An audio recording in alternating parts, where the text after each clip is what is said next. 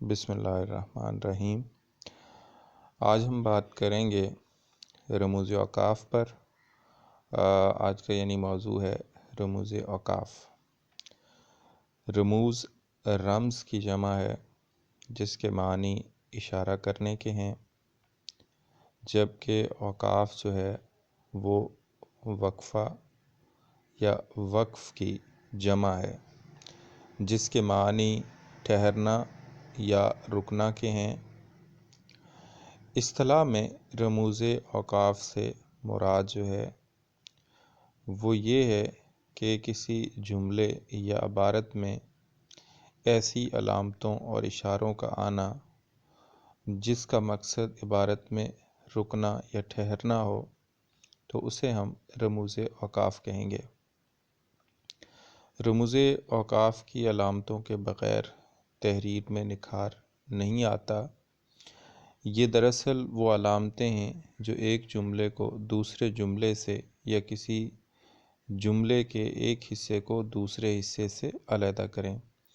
اور یہاں سے آگے بات کرنے سے پہلے میں طالب علموں کو یہ بتاتا چلوں کہ جو 12ویں جماعت کی کتاب سرمایہ اردو ہے، اس کے صفحہ نمبر 25 پر وہ رموز اوقاف کے حوالے سے تمام تفصیلات موجود ہیں، تو وہیں سے ہم مطالعہ کر رہے ہیں۔ آپ بھی وہیں سے وہ اس کا رموز اوقاف کے موضوع کا مطالعہ کر سکتے ہیں۔ پھر دہرا دیتا ہوں کہ کتاب کا جو صفحہ نمبر ہے 25، وہاں سے آپ مطالعہ کریں گے رموز اوقاف کے موضوع کا۔ آگے بات کرتے ہیں۔ ایک تو یہ ہے کہ رموز اوقاف وہ جو اس کی علامتیں ہیں، رموز اوقاف کی یہ علامتیں اشارے ہیں، ان سے عبارت یا تحریر میں نکھار پیدا ہوتا ہے۔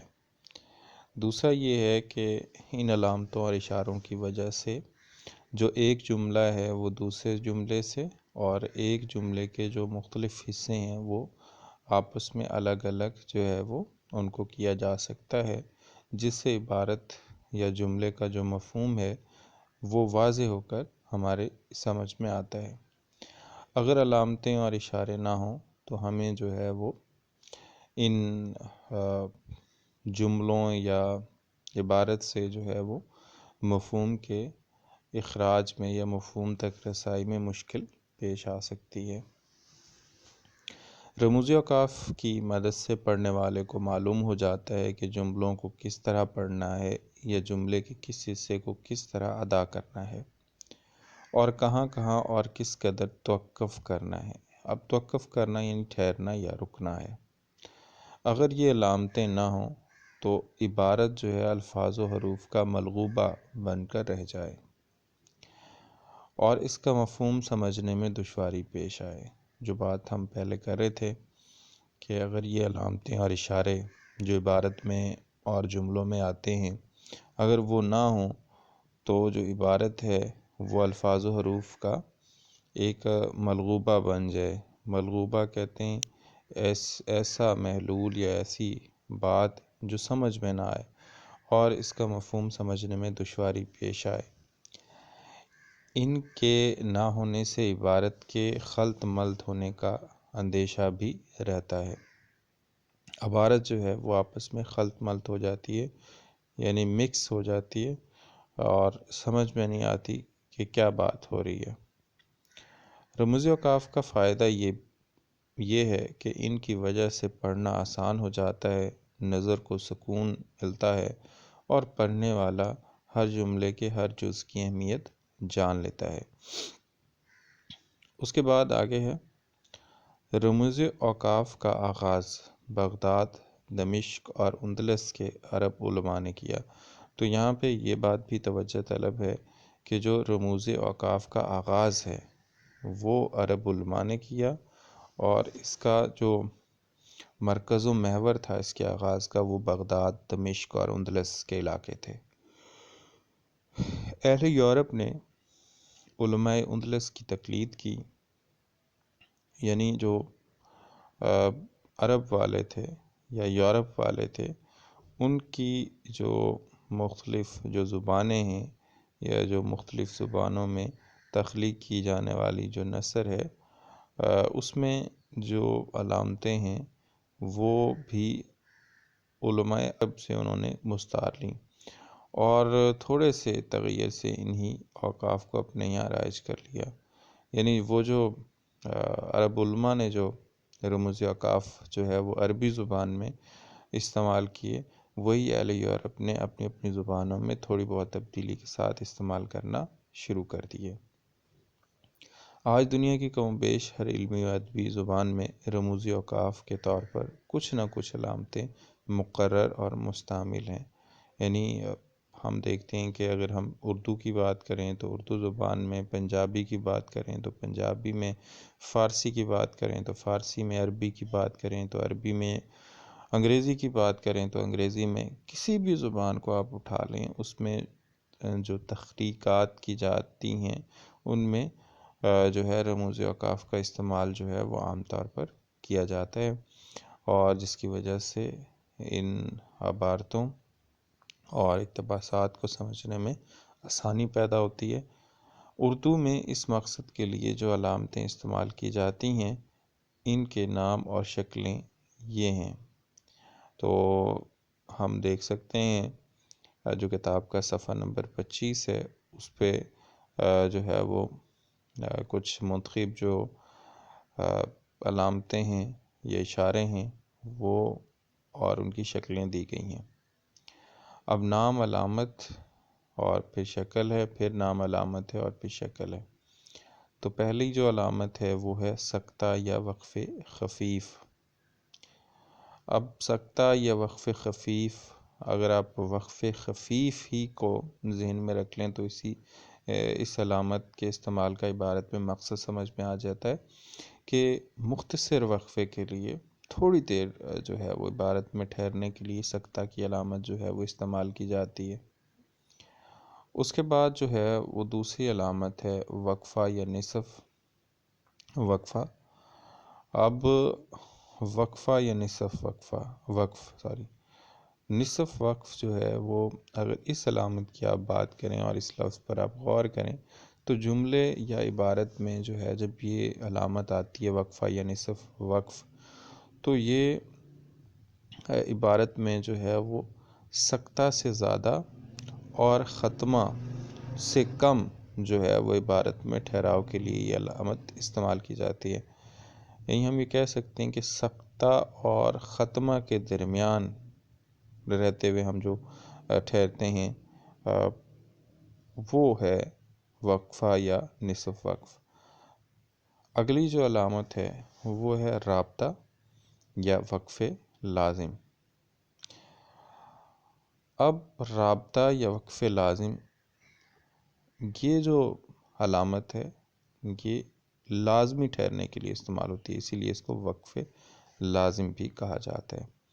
اور یہ عموماً جو ہے وہ جو ہم کسی بھی عبارت میں سرخی دیتے ہیں، ہیڈنگ جس کو انگلش میں کہتے ہیں، اس کے ساتھ یہ علامت استعمال ہوتی ہے.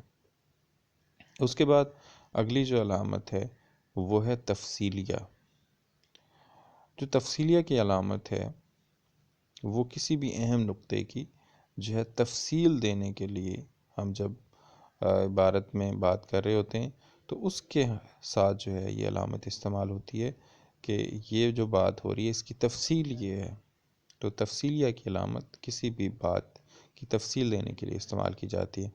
اس کے بعد ختمہ یا وقف مطلق، اس پہ ہم پہلے بھی بات کر چکے ہیں کہ یہ عبارت یا جملے میں یہ جو علامت ہے یہ مکمل ٹھہرنے کے لیے استعمال ہوتی ہے. یعنی اور یہی وہ علامت ہے جو ایک جملے کو دوسرے جملے سے الگ کر رہی ہوتی ہے. تو یہ ختمہ یا وقف مطلق اس کو ہم کہتے ہیں کہ لازمی ہم نے ٹھہرنا ہے، اور اسی سے جو ہے وہ ایک جملہ دوسرے جملے سے جدا ہوتا ہے اور ایک جملہ الگ ہو کر دوسرے جملے سے اپنا وجود قائم رکھتے ہوئے اپنے مفاہیم واضح کرتا ہے. اس کے بعد اگلی جو علامت ہے وہ ہے استفہامیہ یا سوالیہ. عبارت میں جب جو ہے وہ استفہامیہ یا سوالیہ کی علامت استعمال کی جاتی ہے تو یہ علامت اس لیے استعمال ہوتی ہے کہ اس سے یہ دکھانا مقصود ہوتا ہے کہ یہاں سوال کیا جا رہا ہے، یہاں سوال پوچھا جا رہا ہے۔ اس کے بعد اگلی جو علامت ہے وہ ہے ندائیہ یا فجائیہ۔ ندائیہ یا فجائیہ کی جو علامت ہے وہ عبارت میں ایسی جگہوں پر استعمال میں آتی ہے جہاں پہ ہم خوشی کا اظہار کر رہے ہوتے ہیں یا افسوس کا اظہار کر رہے ہوتے ہیں یا کسی کو مخاطب کر رہے ہوتے ہیں ادب اور احترام کے ساتھ، تو وہاں پہ جو ہے وہ یا کسی کو دعا دے رہے ہوتے ہیں، اور تو وہاں پہ یہ علامت استعمال ہو رہی ہوتی ہے، جیسے ہم کہ ہائے ہا ہا ہا ہا، یہ خوشی کا اظہار ہے، ہائے افسوس کے لیے آتا ہے۔ اس طرح ہم دیکھتے ہیں کہ محترم استاد یا محترم مدیر اخبار یا اخبار کے مدیر، تو ایسی جگہوں پہ السلام علیکم، السلام علیکم، ایسی جگہوں پہ جو ہے وہ یہ علامت استعمال کی جاتی ہے۔ اس کے بعد اگلی علامت ہے واوین۔ تو واوین اگر ہم دیکھیں تو واوین جو ہے وہ عبارت میں جو ہے وہ کسی مفکر یا دانا کے قول کو واضح کرنے کے لیے یا کسی کتاب سے دیے گئے حوالے کو واضح کرنے کے لیے جو ہے یہ علامت استعمال کی جاتی ہے۔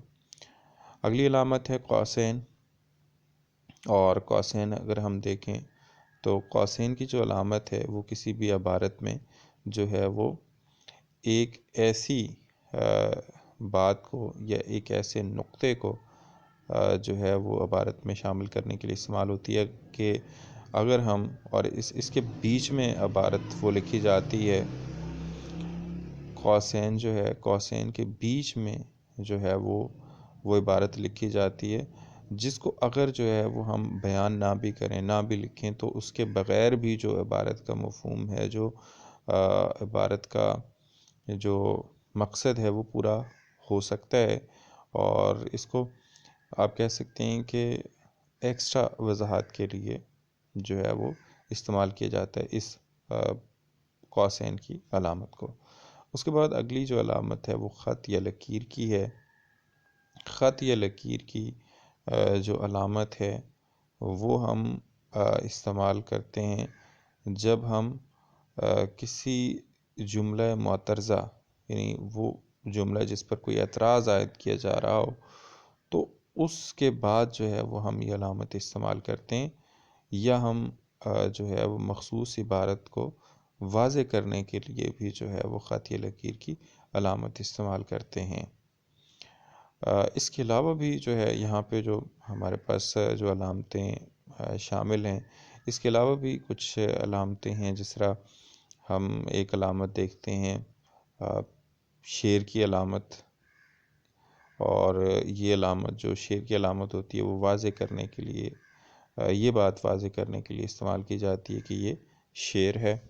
اس کے بعد ہم دیکھتے ہیں کہ مصرے کی علامت استعمال ہوتی ہے، جس کو عین کی طرح کی وہ علامت ہوتی ہے، تو وہ مصرے کے لیے علامت استعمال ہوتی ہے کہ یہ ایک مصرع ہے شعر کا۔ اسی طرح سے ہم دیکھتے ہیں کہ تخلص کی علامت استعمال ہو رہی ہوتی ہے، تو تخلص جو ہے وہ اس پہ جب علامت آتی ہے تو یہ اس بات کا اظہار ہوتا ہے کہ یہ شاعر کے نام کا ایک مختصر حصہ ہے، یا کلمی نام ہم اس کو کہہ سکتے ہیں تخلص کو۔ اس کے علاوہ ہم اور بھی چند علامتیں جو ہیں وہ دیکھتے ہیں، جس طرح ہم دیکھتے ہیں کہ عبارت کے تسلسل کو ظاہر کرنے کے لیے جو ہے وہ علامت استعمال کی جاتی ہے، جس کو ہم ڈاٹ ڈاٹ ڈاٹ کی شکل میں دیکھتے ہیں۔ تو اس کے علاوہ کچھ علامتیں مخففات کے طور پر استعمال کی جاتی ہیں، جس طرح ہم دیکھتے ہیں کہ اگر 2020 لکھا ہوا تو اس کے ساتھ حمزہ کی علامت لکھی ہوتی ہے، جو عین کی علامت ہوتی ہے اور عیسوی کو ظاہر کر رہی ہوتی ہے۔ اسی طرح سے اگر ہم اسلامی کیلنڈر میں دیکھیں تو ہجری کے لیے ہے لکھی ہوتی ہے، اور اسی طرح فے لکھی اسی طرح فے اور دیگر علامتیں بھی جو ہیں وہ استعمال ہوتی ہیں، اور ہم مختلف علامتیں جو ہیں وہ عبارت میں دیکھتے ہیں، لیکن ہمارا جو سلیبس کا حصہ ہیں وہ ظاہر ہے یہی علامتیں ہیں جو یہاں پہ کتاب کے صفحہ نمبر 25 پر دی گئی ہیں۔ اس لیے ہمیں چاہیے کہ ہم جو ہے وہ ان علامتوں تک محدود رہیں، اور انہی کو اگر ہم تیار کر لیں تو امتحانی نقطہ نظر سے ہم جو ہے وہ ایک اچھی تیاری کر سکتے ہیں اور اچھے نمبر لے سکتے ہیں۔ تو آج کے لیے اتنا ہی۔ آج کے لیکچر کا یہیں پہ اختتام ہوتا ہے۔ اللہ حافظ۔